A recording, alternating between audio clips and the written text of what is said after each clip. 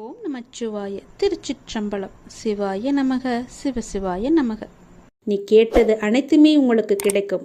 நீ எதிர்பார்த்த மாதிரியே உன்னுடைய வாழ்க்கை நிச்சயமாகவே அமையும். என் வார்த்தையை நம்பு. உன்னை நான் படைத்தேன். உனக்கு நிறையவே பிரச்சனை இருக்கிறது. எதை சொல்லி எங்கே போய் அழுவது என்று தெரியாமல் நீ தினமும் புலம்பி தவித்து கொண்டிருக்கிறாய். எனக்கென்று யாருமே இல்லையே, நீங்களும் இருக்க மாட்டீர்களா அப்பா என்று என்னிடமே நீ கேட்கிறாய். உனக்கு யார் இல்லை? எல்லோருமே இருக்கிறார்களே, நீதான் அவர்களை புரிந்து கொள்ளவில்லை.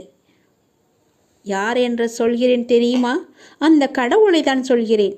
உனக்காக அம்மாவாக அந்த அம்மன் இருக்கிறார், அப்பாவாக அப்பன் ஈசன் இருக்கிறார், குருவாக நானும் இருக்கிறேன்.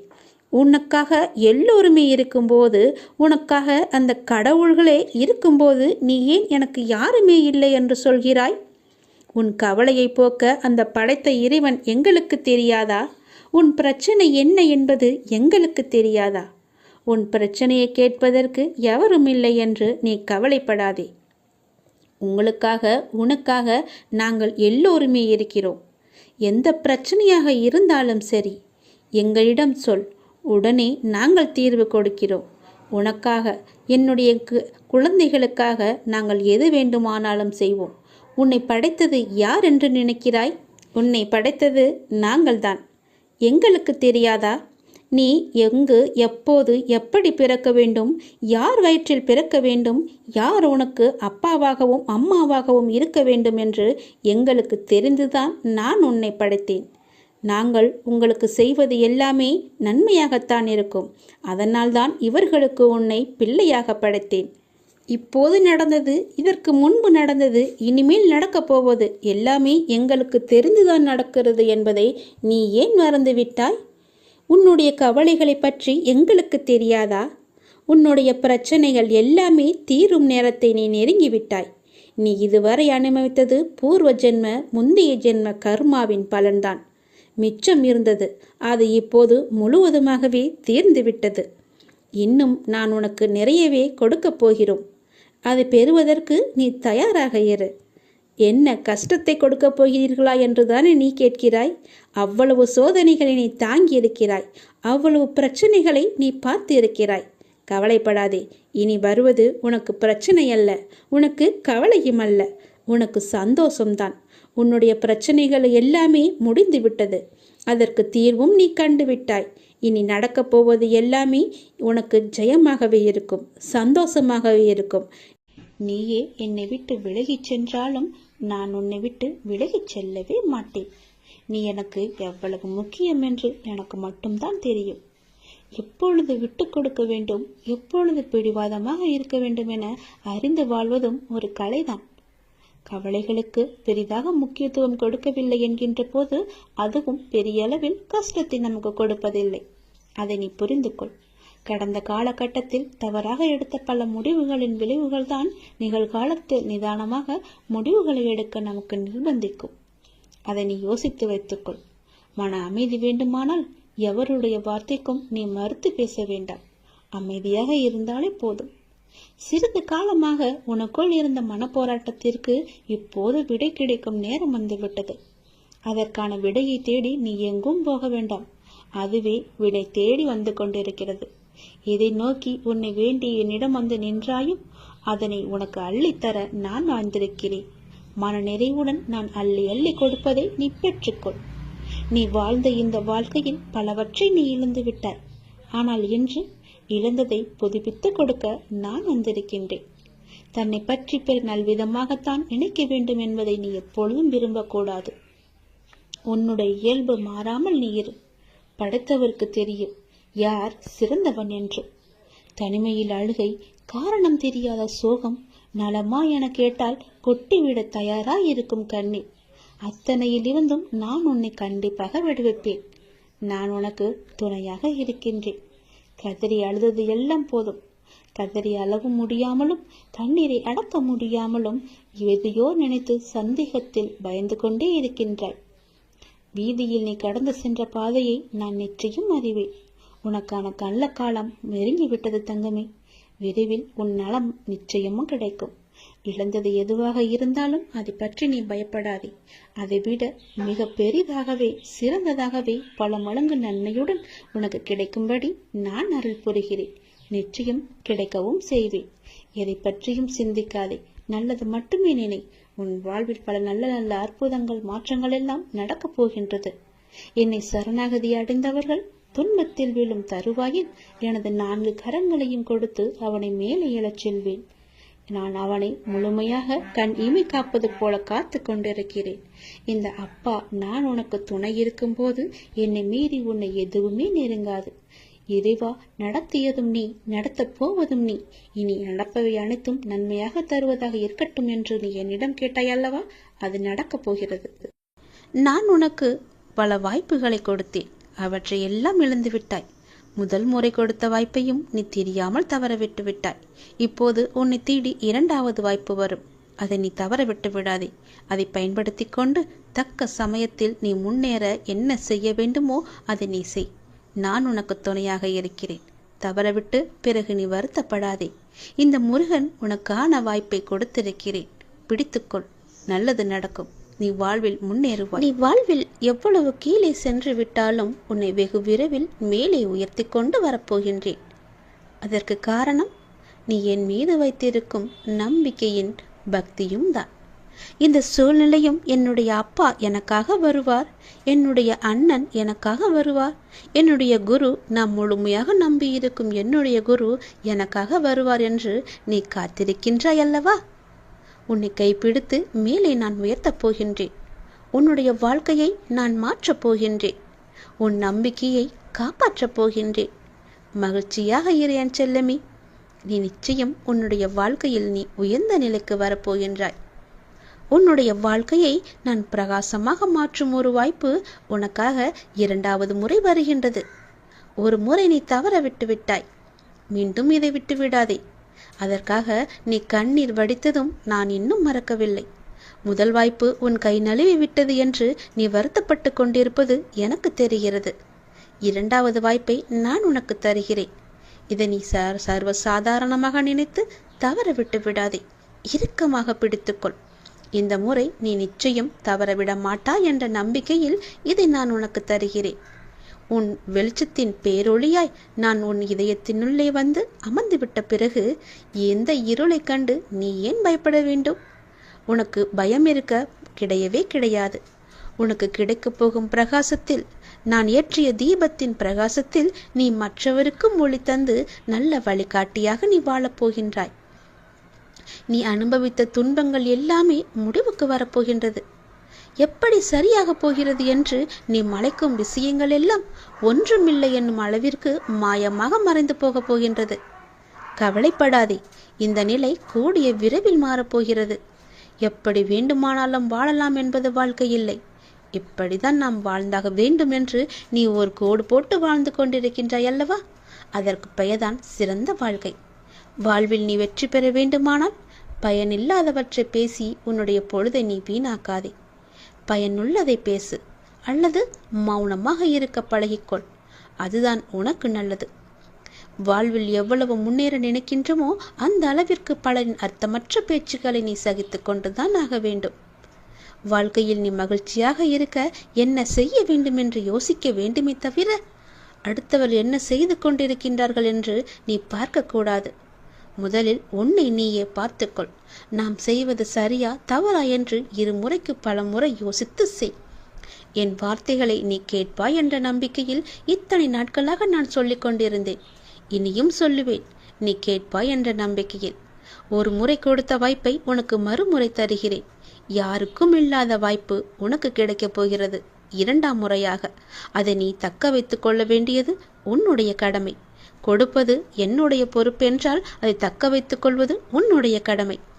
நான் சொல்வது புரிகிறதா? கவலைப்படாதே, நான் இருக்கிறேன். உன்னோடு எங்குமே நான் இருப்பேன். உன்னுடைய எண்ணங்களும் உணர்வுகளும் சிந்தனைகளும் செயல்களும் நம்மை சுற்றி இருக்கும் மனிதர்களுக்கு நல்லது மட்டுமே நினைக்கும், நல்லது மட்டுமே செய்யும் எனில் நீ என்னை தேட வேண்டிய அவசியமே இல்லை. நீ நல்லது செய்வாய் என்றால் நான் உன்னை தேடி நானே வருகிறேன். நீ என்னை தேட வேண்டிய அவசியமே இல்லை. அதனால் எப்போதும் உனக்குள்ளேயும் உன்னிடமும் நல்லது செய்ய வேண்டும் என்ற எண்ணம் உனக்குள்ளே எப்பொழுதும் இருந்து கொண்டே இருக்க வேண்டும். மனதில் தேவையற்ற எண்ணங்களுக்கு எப்பொழுதும் நீ இடம் கொடுக்காதே. உன் எண்ணங்களை என்னிடம் செலுத்திவிட்டு உன் கடமைகளை மட்டும் நீ செய். உன் செயல்களுக்கு நானே பொறுப்பெடுத்துக் கொள்கின்றேன். உன்னுடைய பல பிரச்சனைகளுக்கு உடனடி தீர்வு வேண்டும் என்று என்னிடம் கேட்கின்றாய். அதற்கு நான் ஒரு வழி சொல்லவா? நான் சொல்வதை நீ ஏற்றுக்கொள்வாய் என்று நம்புகிறேன். அதற்கு உடனடி தீர்வு என்றால் மறதிதான். நல்லதோ கெட்டதோ எதுவாக இருந்தாலும் நடந்து முடிந்து விட்டது. அதை அனுபவித்து தீர்த்த பின் அதை நாம் மறந்து விட வேண்டும். எதுவும் நடக்காதது போல இருந்து கொண்டு புதிய ஒன்றை நாம் தேட வேண்டும். அந்த புதிய ஒன்று நம்முடைய ஆனந்தத்திற்கு நம்மை அழைத்து செல்வதாக இருக்க வேண்டியது அவசியம். அதை நீ மறந்துவிடக்கூடாது. நடந்து முடிந்ததை நினைத்து நீ வருத்தப்படவும் கூடாது. நம்மை விட்டு போய்விட்டதே என்று கவலைப்படவும் கூடாது. நிறைய விஷயங்களில் மறதி இல்லாததால் தான் நிம்மதி என்ற உணர்வு நம்மிடம் இல்லாமலே போகின்றது. எதிர்பார்ப்பு என்ற ஒன்று தோன்றி நிம்மதியை குலைக்கின்றது. ஏமாற்றம் என்ற பாதிப்பு நிலை நம்மை திசை திருப்பி நிம்மதி என்ற உணர்வை பறித்து கொள்கின்றது. கோபம், பழிவாங்கும் எண்ணம் போன்றவற்றை அது தானாகவே தூண்டிவிடும். இவற்றையெல்லாம் தவிர்க்க வேண்டுமானால் நான் சொல்வது ஒன்றே ஒன்றுதான். நேற்றைய சூழலை இன்றைக்கு நீ மறந்துவிடு. யதார்த்தத்தில் மட்டுமே வாழ பழகு. அந்த நேரத்தில் மனக்கட்டுப்பாட்டை பிரயோகிக்க நீ கற்க வேண்டும். விஷய பாதிப்புகளை நினைத்து கொண்டிருக்காமல் மனதை கட்டுப்பாட்டுக்குள் வைத்துக் கொள்ள வேண்டும். நமக்கு பிடிக்காத ஒன்று நடந்தால் உடனே எதிர்ப்பை வெளிக்காட்டும் நிலையை மாற்றிக்கொள்ள வேண்டும். அமைதியாக இரு. அது நமக்கானது அல்ல. நம்மை பற்றி அவர்கள் பேசவில்லை, நம்மை விட்டு அது போகவில்லை என்ற எண்ணத்தில் நீ வந்துவிடு. பழிவாங்குதல் போன்றவற்றை செய்வதை நீ தவிர்க்க வேண்டும். விமர்சனம் செய்வதை விட்டுவிட வேண்டும். இப்படி பல விட வேண்டியவற்றை விட்டால் மட்டுமே உனக்கு வேண்டியது எல்லாம் வரும். வர வேண்டியது என்று காத்திருந்தது எல்லாம் உனக்கு கைக்கு வந்து கிடைக்கும். நமது இந்த செயல்களால் என்ன நன்மை கிடைத்துவிடும் என யோசித்தால் நாம் பிறரை பாதிப்புக்கு ஆளாக்க மாட்டோம். நாமும் பாதிக்கப்பட மாட்டோம். இல்லாவிட்டால் விஷய பாதிப்புகள் நம் மனதை கொந்தளிக்க செய்து ஆனந்தம் என்ற உணர்வை அடியோடு சாய்த்துவிடும். மூன்றாவதாக மனதை வேறு வழிகளில் செலுத்த வேண்டும். நடந்து முடிந்ததையே நாம் நினைத்து கொண்டிருந்தால் நிம்மதி நம்மிடம் எப்போதுமே இருக்காது. நமக்கு கிடைக்கவும் கிடைக்காது. அது ஒரு எட்டா கனியாகவே எப்போதும் இருக்கும். மனதில் நமக்கு தெளிவும் பிறக்காது. எனவே நமது மனதை அந்த விஷயத்திலிருந்து மாற்றிக்கொள்ள வேண்டும் என்றால் நம் மனதை நாம் மாற்றிக்கொள்ள வேண்டும். அதை நாம் மறந்தே விட வேண்டும். என்றாவது ஒரு நாள் போனால் போகட்டும் என நினைக்கத்தான் போகின்றோம். அதை இப்போது நினைத்து பாருங்களேன். அது நடந்து வெகு காலத்திற்கு பிறகு நினைக்காமல் உடனே நினைத்தால் விளைவு நன்றாக இருக்கும் அல்லவா? வாழ்நாளில் அனுபவங்களை நாள்தோறும் அனுபவித்துக் கொண்டே வருகின்றோம். அதை நினைவில் வைத்திருந்தால் நல்லது நடக்குமா? அதை அப்படியே விட்டுவிட வேண்டும். இதற்கு நம் மனதை மாற்றுவதே ஒரு சிறந்த வழி, மகத்தான வழி. நான் சொன்ன வழி உனக்கு நன்மையாக இருக்கும் என்று நம்புகிறேன். அதை நிச்சயம் கேட்டு அதன்படி நடப்பாய் என்று நம்புகிறேன். அதன்படி நடந்தால் நிச்சயம் உன் வாழ்வில் பல நிம்மதிகள் உன்னை வந்து சேரும். சந்தோஷங்களும் தானாகவே வரும். நிம்மதிக்கான வழியை நான் காமித்து விட்டேன். அந்த வழியில் போவதும் போவாமல் இருப்பதும் உன்னுடைய கையில் தான் இருக்கிறது. உன்னுடைய மனதில் தான் இருக்கிறது. எப்படி போக வேண்டுமோ போய்க்கொள். நான் சொல்வதை உன்னிடம் சொல்லிவிட்டேன். பிறகு உன் இஷ்டம்தான். இன்பங்கள் நிறைந்த வாழ்க்கையை உனக்கு தயார் செய்து வைத்திருக்கின்றேன். சந்தோஷம் நிரம்பி வழியும். என்னை தொட்டு அதை நீ பெற்றுக்கொள். உன் மனநிலையை நான் அறிவேன். நீ ஏன் இப்படி உன்னை குழப்பி உன் மனதை இறுக்கிக் கொண்டிருக்கின்றாய்? உன் மனநிலையை ஏன் மற்றவர்களிடம் கேட்டு தெரிந்து கொள்கின்றாய்? மற்றவரிடம் கேட்பதால் உன் குழப்பம் தீரப்போகிறதா? கிடையாதே. உன் கண்களிலிருந்து உன்னை முதலில் நீ பார். மற்றவரிடம் கேட்டால் அவர்கள் கண்ணோட்டத்தில் தான் அதற்கான பதிலை சொல்வார்கள். அது உனக்கு சரியாக இல்லாமல் கூட போகலாம். உனக்கான எல்லாம் உன்னிடத்தில் கேட்டு உன் மனதை நீ முதலில் புரிந்து கொள். அவைகள் எதுவுமே உன்னை எதிர்மறையில் திருப்பாது. ஏனென்றால் உனக்கு நல்லது நடக்கும் ஒரே குணம் அந்த மனம்தான். ஏங்கி நிற்கின்ற உன் மனதை பார்த்தால் என் மனம் துடிக்கின்றது.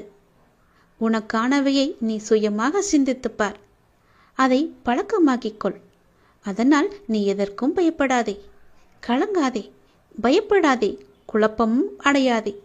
உன்னில் நிச்சயம் வெற்றி என்ற தீபத்தை நான் தான் எப்போதோ ஏற்றி வைத்திருக்கின்றனே. பிறகு ஏன் இந்த உன் மனக்குழப்பம்?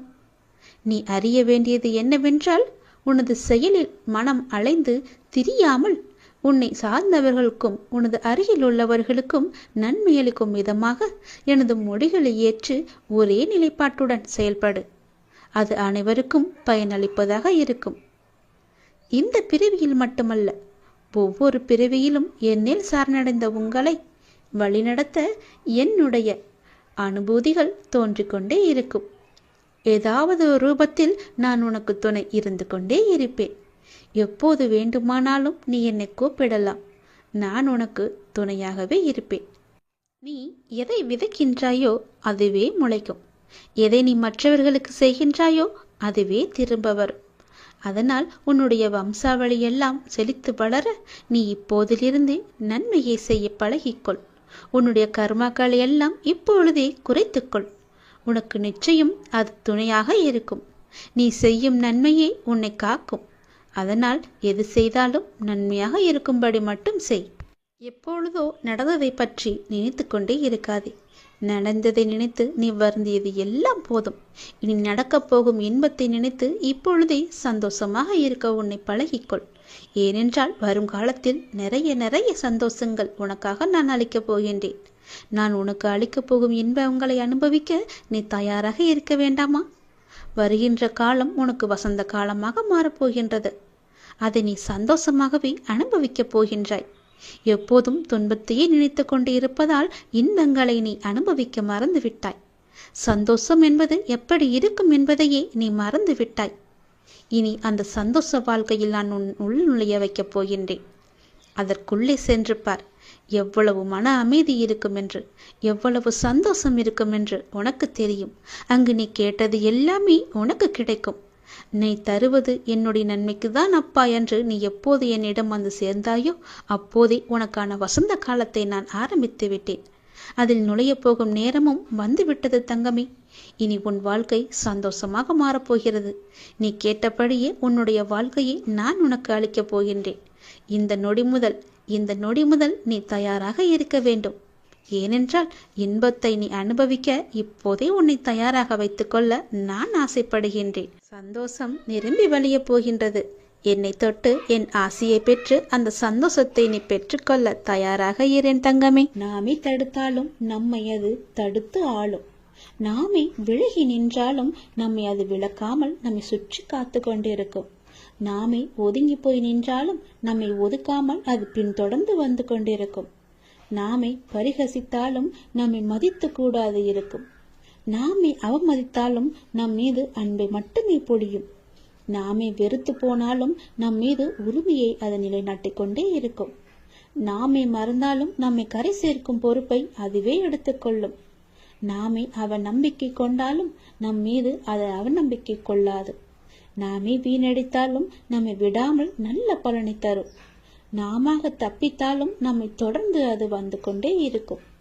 உலகமே நம்மை தள்ளினாலும் உள்ளிருந்து அது நம்மை தாக்கும். விதியை சதி செய்தாலும் மதி கொடுத்து அது நம்மை வாழ வைக்கும். குரு அருளே குருடான நம்மை குறைவில்லாமல் நம்மை வாழ வைக்கும். குரு அருளுக்கு நீ ஒன்றும் ஒரு முயற்சியும் செய்ய வேண்டாம். அது தானாய் உன்னை தேடி வரும். அது சத்தியமாய் உன்னை உடம் வந்து இருக்கும். நிச்சயம் அது உன்னை காக்கும். நாம் விரும்பும் கடவுள், நாம் விரும்பும் மானசீகமான குரு மீது நலவு கடந்த நம்பிக்கை வைத்திருந்தால் அவருடைய அருள் ஆசி எப்போதுமே நம்மை எதிலிருந்தும் நிச்சயம் காப்பாற்றும். நம்மை எதிலுமே ஜெயிக்க வைக்கும். ஒரே ஒன்று மட்டும்தான், அவன் மீது நம்பிக்கை வைத்திருப்பது மட்டுமே குரு அருளுக்கு செய்யும் நம் மரியாதை. அந்த மரியாதையிலிருந்து நாம் தப்பிவிடக்கூடாது. அதன் மகிமையை உணர்ந்து அதன் செயலை உணர்ந்து அவரிடமே நாம் அடைக்கலம் அடைந்து விட வேண்டும். அப்படி நாம் அடைக்கலம் அடைந்து விட்டால் நான் உன்னோடு இருப்பதை நீயே உணர்ந்து கொள்வாய் என்ற கூக்குரலும் நமக்கு கேட்கும். நான் உன்னோடு இருப்பதால் புயல்கள் வந்தாலும் எத்தனை பெரிய ஆபத்துகள் வந்தாலும் உன்னை ஒன்றும் செய்யாது. அதை அவரே பார்த்து கொள்வார். இறைவன் அனைவரையும் நல்ல செயல்களால் செய்யதான் இங்கு அனுப்பியிருக்கின்றார். ஆனால் தீயதை செய்து தானும் துன்பப்பட்டு மற்றவர்களையும் துன்பப்படுத்த அல்ல. அதை நீங்கள் அனைவருமே உணர வேண்டும். எல்லாம் உங்கள் எண்ணங்களில் தான் இருக்கின்றது. நீங்கள் நினைப்பதுவே நீயாக ஆகிறீர்கள். அதனால் நீங்கள் நினைப்பது நல்லதாக இருந்தால் உங்களுக்கும் நல்லது நடந்து கொண்டே இருக்கும். நான் உங்களை ஒருபோதும் ஒரு சூழ்நிலைக்கும் தனியாக அனுப்ப மாட்டேன். நான் உன் பின்னால் நடப்பதற்கும் உன் முன்னால் சென்று கொண்டிருப்பதற்காகவே நான் உன் துணையாக உன்னோடு வந்து கொண்டிருக்கிறேன்.